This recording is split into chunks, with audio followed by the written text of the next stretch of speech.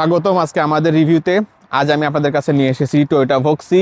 তো চলুন তাহলে দেখা যাক গাড়িতে ফিচার কি আছে। আমরা অবশ্যই গাড়িটা সম্পর্কে ফার্স্টে ডিসক্রাইব করার পরে আপনাদের ইন্টেরিয়র এবং আউটসাইড দুটোই দেখাবো। আপনি যদি ফুল এফিশিয়েন্ট, শক্তিশালী এবং একটা ফ্যামিলি কার খোঁজেন নির্ভরযোগ্য, অবশ্যই এটা আপনার হইতে পারে ফার্স্ট চয়েস। গাড়িটির ভিতরে প্রবেশ করলে আপনারা পাবেন প্রশস্ত একটি কেবিন এবং 7 সিটার আরামদায়ক জার্নি।